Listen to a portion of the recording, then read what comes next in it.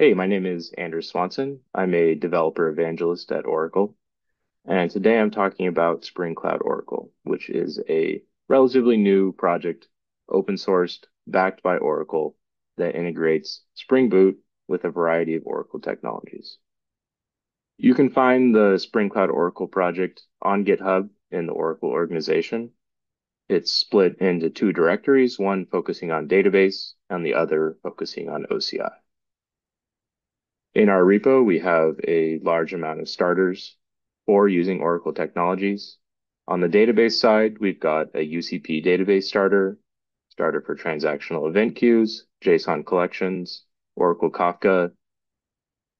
For Oracle Cloud, we've integrated with a variety of cloud services like OCI Vault, object storage, autonomous database, and more. Taking a look at the UCP starter, if you're not familiar with UCP, it's Oracle's connection pooling library designed for and by Oracle for Oracle Database. Now, if you're used to using Spring, you've probably used the default Hikari connection pool. And Hikari is perfectly suitable for most use cases. However, if you're looking to take advantage of some more advanced features of Oracle Database, I strongly suggest using UCP. It's easy to get started with our UCP starter. Simply include the starter dependency in your project and configure your Spring data source to use the UCP data source implementation. And this will configure your application to use the Universal Connection Pool, or UCP, instead of Hikari. Our JSON collection starter for Oracle Database provides a collection of libraries that are highly useful when you're working with JSON in Oracle Database. Simply include the starter in your application, and you're ready to get going with these various JSON operations. This example here has a SQL query that returns JSON from a Oracle JSON duality view, and then uses a JSON row mapper to turn that binary data into Java objects. Here we're using JSONB, which is a binary specification for JSON that takes up a little bit less space in those database columns. Another module provided by Spring Cloud Oracle is the Spring Cloud Stream Binder for Oracle Database Transactional Event Queues, or TX Event Queue. If you're not familiar with Spring Cloud Stream, it's a project designed for microservice messaging with Spring applications using a highly functional interface. Now, transactional event queues are a message broker platform that's included within Oracle Database, and it provides a message broker that's functionally very similar to Apache Kafka, where you can create topics, subscribe, and produce records.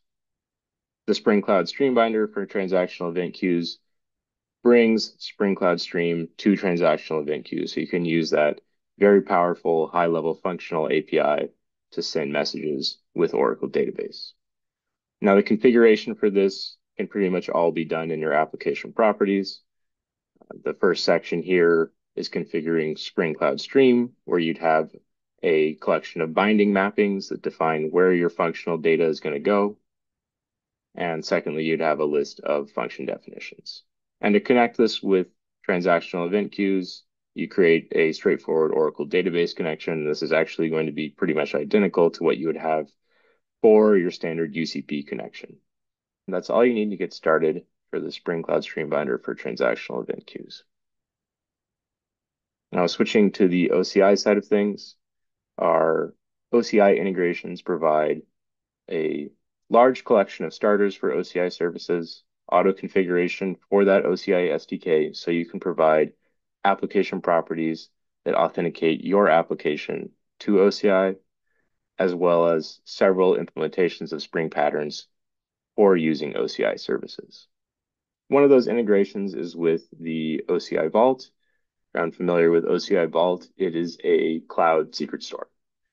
And with our Spring Cloud property loader for OCI Vault, you can include the starter, configure your application to authenticate to OCI, and then provide a list of vaults as Spring property sources. Now, what will happen here is each vault will be dynamically queried by your application at runtime, and the secrets stored in that vault will be loaded as Spring properties available to your applications with things like value annotations. Now, if the contents of your vaults change during the application lifecycle, you can configure a vault refresh interval where those properties will be reloaded by the application and re-injected into Beans. Now let's take a look at the OCI object storage integration. Object storage is commonly used to store all sorts of application data, including configuration and metadata. And a great way to load this into your application is with the object storage resource loader, which will take those files from object storage and inject them into your application as Spring resources. Now here, all I need to do is configure my application to authenticate to OCI, and then using value annotations, I can provide the URLs to those object storage resources, and the Spring object storage resource loader will dynamically load those into my application at runtime. If you use our OCI email starter, you can configure Spring with your OCI SMTP host and authentication information. Your application will automatically get access to Spring mail beans that are configured to use OCI email delivery. Now we're constantly adding new starters, new integrations with Oracle database technologies, as well as Oracle Cloud technologies.